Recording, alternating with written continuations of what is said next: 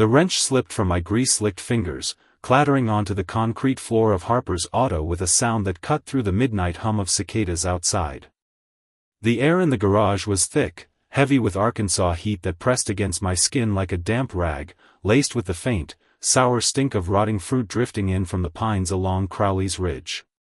I was alone, or supposed to be, in this crumbling shop on the edge of nowhere, where the single bulb overhead buzzed and flickered, casting jagged shadows across rusted tools and oil-stained walls. A '78 Chevy pickup sat on the lift, its hood propped open, engine exposed like raw flesh. It had rolled in at dusk, towed by a man who didn't speak, just pointed at the motor, eyes glinting like wet stones before he vanished into the fading light.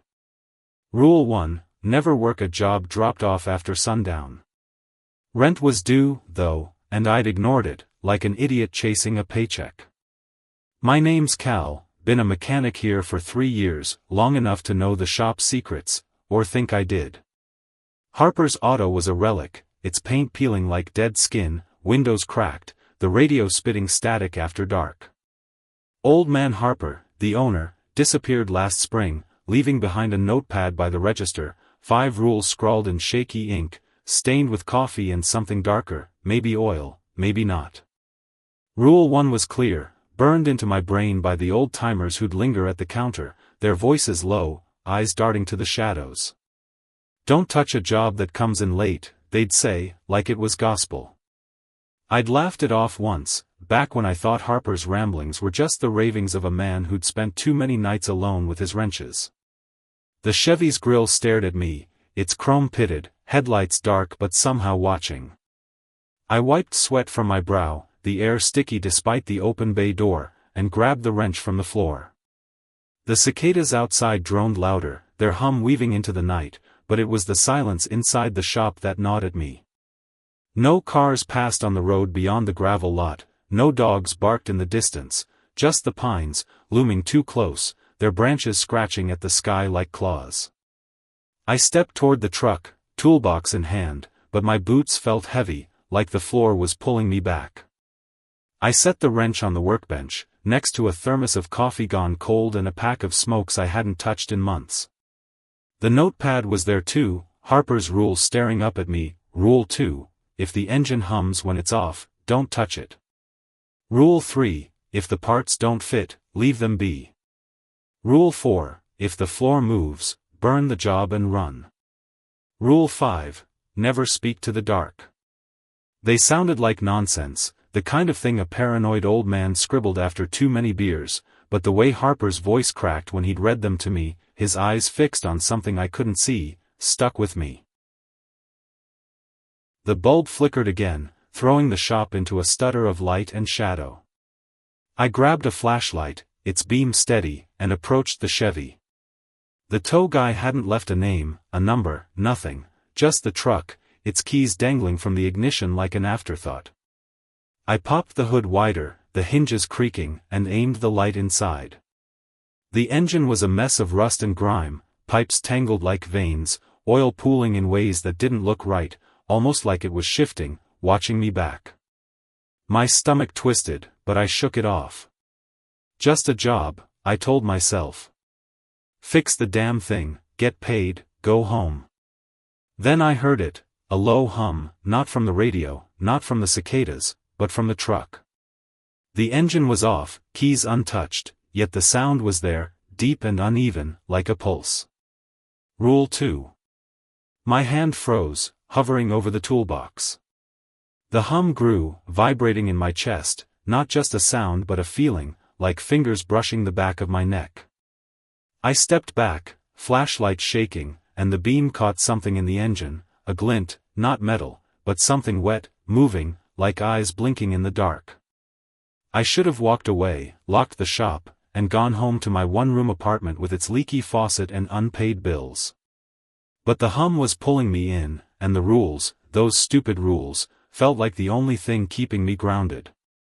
I glanced at the notepad, its ink smudged, and whispered, "Just a truck, Cal. Just a truck." My voice sounded wrong, too loud in the quiet, and the hum answered, sharper now, like it heard me. The shadows on the walls stretched, longer than they should, and the pines outside rustled, though no breeze stirred the air. I gripped the flashlight tighter, its beam my only anchor, and told myself I'd check one more thing, then quit. But the hum was louder, and the shop felt smaller, like the walls were closing in, and somewhere deep in the Chevy's engine, something waited. The hum from the Chevy's engine grew louder, a low, guttural pulse that crawled up my spine and settled in my skull like a bad toothache. Harper's auto was a tomb at midnight, the single bulb overhead flickering, casting jagged shadows that clawed at the oil-stained walls. The Arkansas heat pressed in, thick with that sour, rotting fruit smell drifting from the pines outside, where Crowley's Ridge loomed dark and silent. I stood frozen, flashlight gripped tight, its beam trembling on the '78 Chevy pickup suspended on the lift. The keys sat untouched on the workbench, yet the engine hummed, defying Rule 2, if the engine hums when it's off, don't touch it.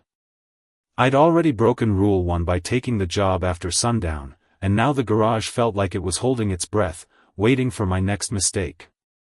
I'm Cal, 3 years deep in this crumbling shop, where the air always carried a faint tang of grease and something older, something wrong.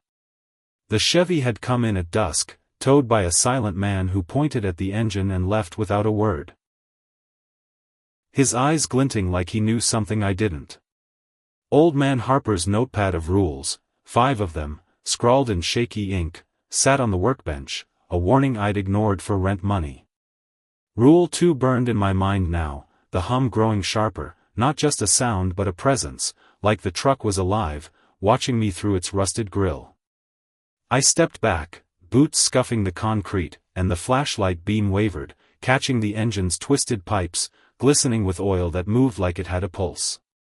The hum wasn't mechanical, not the rattle of a loose belt or a dying alternator, it was deeper, uneven, like a chant from a place I didn't want to name.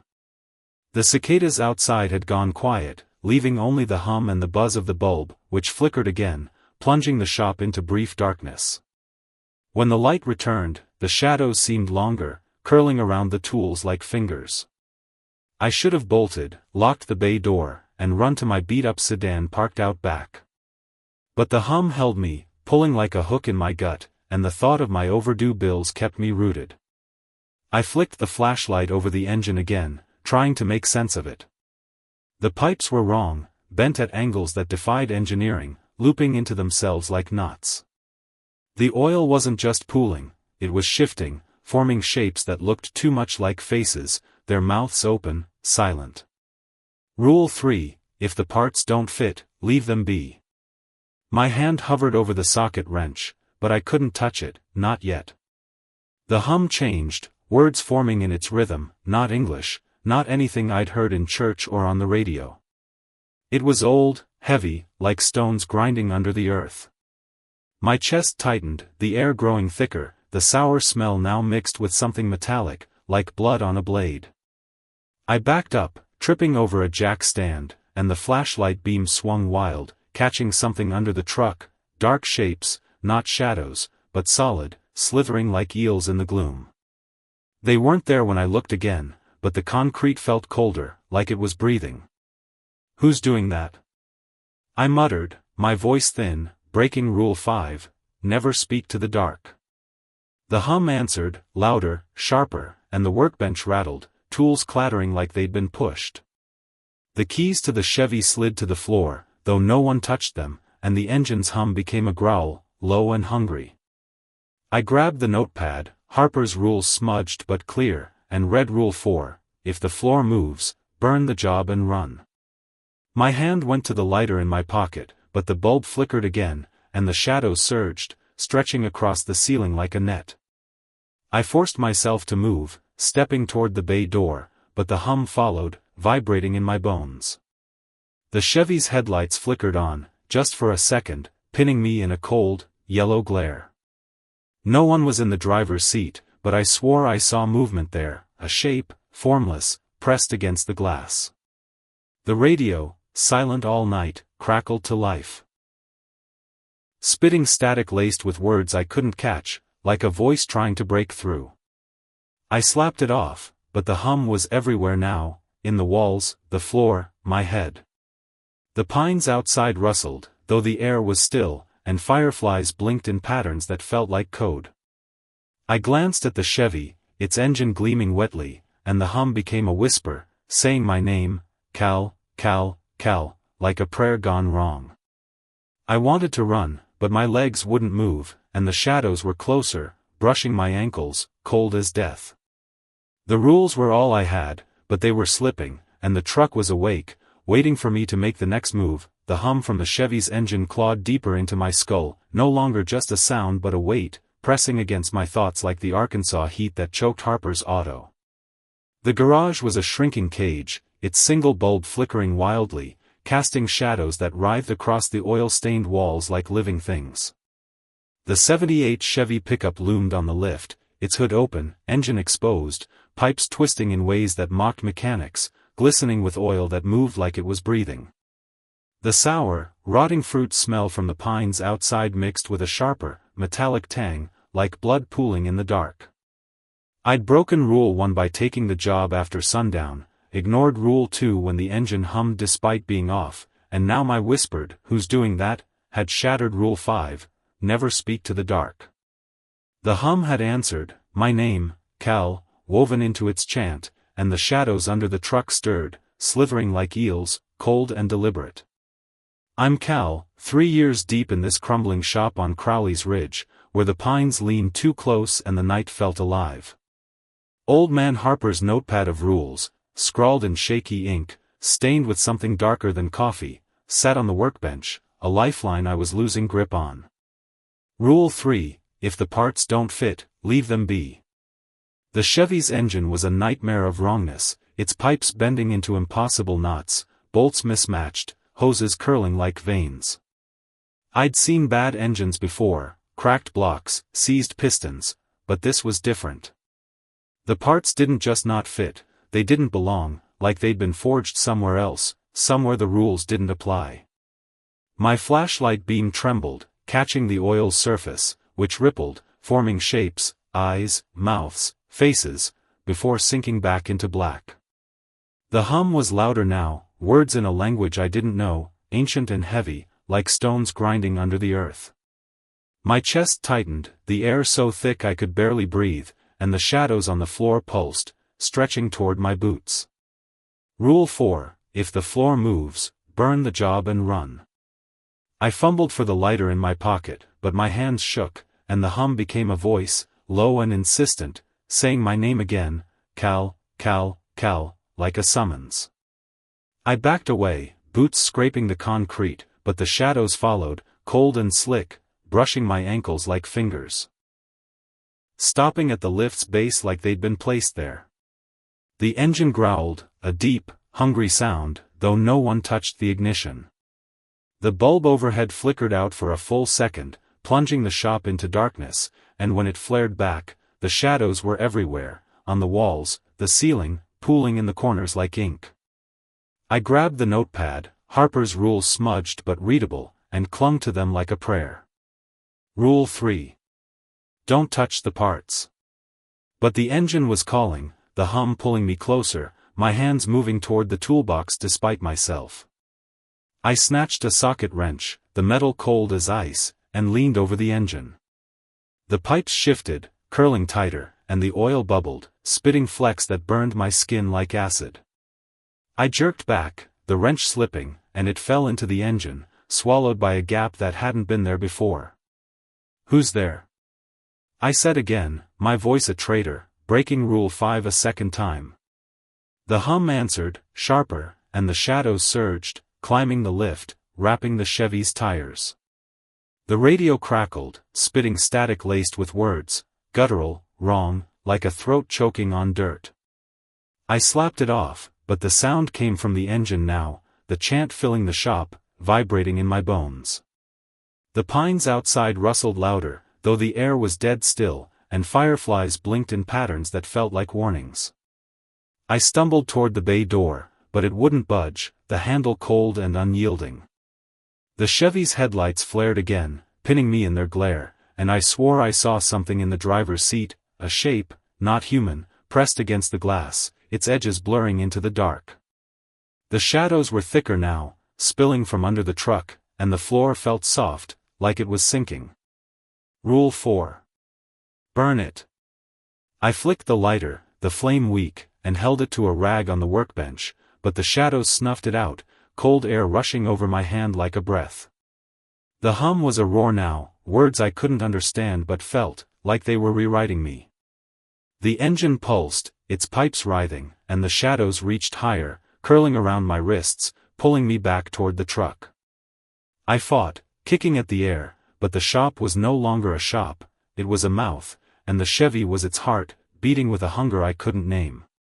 The rules were slipping, and I was running out of time. The Chevy's hum was a roar now, a guttural chant that shook the walls of Harper's Auto, drowning out the cicadas and the Arkansas night beyond.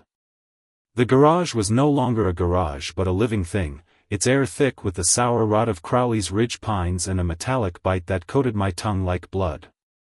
The '78 Chevy pickup loomed on the lift, its engine writhing, pipes twisting like veins, oil bubbling into faces that stared back, mouths open in silent screams. I'd broken every rule. Rule 1 by taking the job after sundown, Rule 2 by touching the humming engine, Rule 3 by trying to fix parts that didn't fit. Rule 5 by speaking to the dark, twice. My name, Cal, was out there, a key I'd handed over, and now the shadows were everywhere, spilling from under the truck, cold and slick, wrapping my wrists like wire. Rule 4, if the floor moves, burn the job and run. But the floor wasn't just moving, it was breathing, pulsing with the truck's chant, and the lighter in my hand was useless, its flame snuffed by a cold breath that wasn't mine. I'm Cal, or I was, 3 years deep in this crumbling shop where the pines pressed too close and the rules were all that kept you alive. Old Man Harper's notepad lay scattered on the floor, its pages torn, rules smudged but screaming in my head. The socket wrench I'd dropped was gone, swallowed by the engine's impossible gap, and the shadows were climbing, curling up the lift, pooling on the ceiling like ink. The bulb overhead flickered, each pulse plunging the shop into darkness, and when the light returned, it showed things that shouldn't be, tools floating an inch off the workbench, the Chevy's headlights blazing yellow, pinning me like a bug, though no one sat in the driver's seat.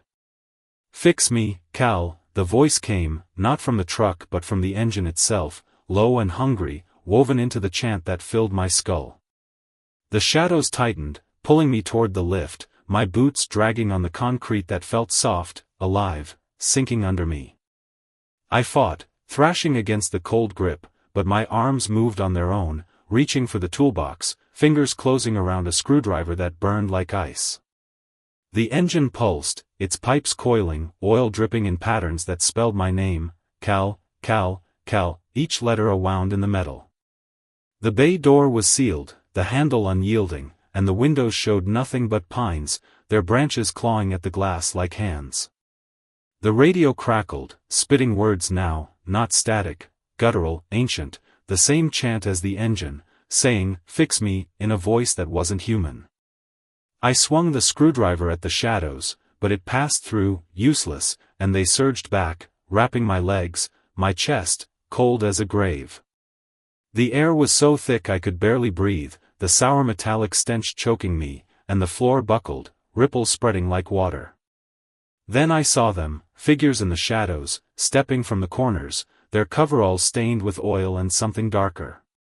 Mechanics, like me, but wrong, eyes black as oil slicks, mouths sewn shut with wire that glistened like blood. Harper was there, his face hollow, staring with eyes that knew too much.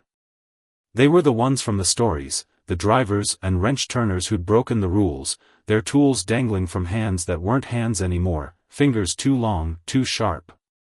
They surrounded the lift, watching, waiting, and the chant grew louder, the engine's voice now a command, "Fix me, Cal, fix me."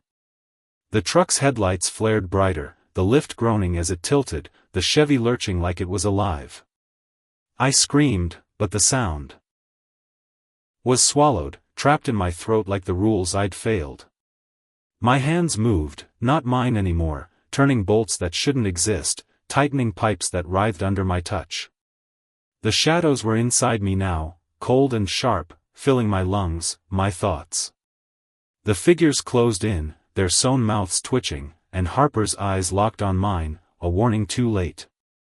The engine roared, a sound that shook the earth, and the shop dissolved, walls melting into darkness, pines fading into a void. The Chevy was all that remained, its engine a heart, beating with my name. The shadows pulled tighter, and I was no longer Cal, just a tool, fixing something that wasn't a machine, something that hungered for more than repair. The chant was my own now, my lips moving, singing the truck's song, and the rules were gone, replaced by one: fix the lost. The Chevy's chant consumed me, a relentless hymn that drowned out my screams, my thoughts, my name, Cal, until there was nothing left but the rhythm of its hunger. Harper's auto was gone, the garage swallowed by a void where the walls bled into darkness, the pines of Crowley's Ridge erased, leaving only the '78 Chevy pickup, its engine pulsing like a heart on the lift. The shadows had me, cold and alive, wrapped around my wrists, my throat, pulling me into the truck's open hood where pipes writhed like veins and oil-formed faces that whispered my name. I'd broken every rule: Rule 1 by taking the job after sundown, Rule 2 by touching the humming engine, Rule 3 by trying to fix parts that didn't fit, Rule 5 by speaking to the dark, and Rule 4, burn the job if the floor moves, had been impossible, the lighter snuffed out by shadows that breathed. The ghostly mechanics, Harper among them, stood in a circle, their oil-slick eyes watching, mouths sewn shut with wire, their tools glinting like claws. The engine's voice was my master now, commanding, "Fix me, Cal," and my hands obeyed, turning bolts that shouldn't exist, tightening pipes that pulsed under my fingers. The shop was a memory, the Arkansas night a dream, replaced by an endless road that stretched under a moon too large, too red. The Chevy was off the lift now, or maybe it had never been on it, rolling forward on tires that didn't touch the ground. I was in the driver's seat, though I didn't remember climbing in, my hands on the wheel, tools scattered across the passenger seat, wrenches, screwdrivers, a hammer, all stained with something darker than oil. The dashboard glowed, the meter ticking like a heartbeat, counting miles that led nowhere. The air was thick with that sour, metallic stench, now mixed with my own sweat, my own fear, and the hum was inside me, my lips moving, singing the truck's chant without my consent. Outside, the pines were back, but wrong, twisted, their branches reaching like fingers, fireflies blinking in patterns that spelled out rules I couldn't read. The road was asphalt one moment, dirt the next. Looping past the same rusted signpost, Crowley's Ridge, 5 miles, no matter how far I drove. The shadows rode with me, coiling in the back seat, their cold touch brushing my neck, and the figures from the garage were there, outside, pacing the road, mechanics with hollow eyes, their coveralls torn, hands gripping tools that dripped black. Harper led them, his sewn mouth twitching, as if trying to warn me, but the chant drowned him out, my voice joining it, singing, "Fix the lost, fix the lost." The Chevy's engine roared, not mechanical but alive, its pipes visible through the dashboard, writhing like snakes. I tried to stop, to slam the brakes, but my foot wasn't mine, pressing the gas instead, the truck lurching forward, hungry for something I couldn't name. The rearview mirror showed my face, but it wasn't me, eyes too black, grin too wide, teeth glinting like broken glass. I was becoming them, the mechanics outside, bound to the truck, to the road, to the rules that weren't Harper's anymore but something older, something that lived in the dirt, in the dark. The radio crackled, spitting the chant now, words in a language that cut my ears, and the dashboard lights flickered, spelling my name in jagged pulses, Cal, Cal, Cal. I grabbed a wrench, swinging at the shadows in the back, but they swallowed it, cold and slick, pulling me deeper into the seat. The road twisted, the signpost appearing again, Crowley's Ridge, 5 miles, and a figure stood by it, waiting, a new mechanic, coveralls clean, eyes wide, unaware. The truck slowed, its headlights pinning him, and I knew he'd climb in, he'd break the rules, he'd fix the lost. Dawn broke, gray and cold, and the shop reappeared, door ajar, tools scattered like bones. The Chevy was gone, the lift empty, but Harper's notepad lay open, a new rule scrawled in blood, Rule 1, never fix the lost. The pines were silent, the cicadas dead, but the hum lingered, faint, in the air. Somewhere out there, I'm still driving, tools in hand, the Chevy's engine singing through me, repairing something that's not a machine, something that feeds on names, on rules, on fools like me. Another signpost looms, another figure waits, and the road never ends, the chant never stops, and I fix, and I fix, and I fix.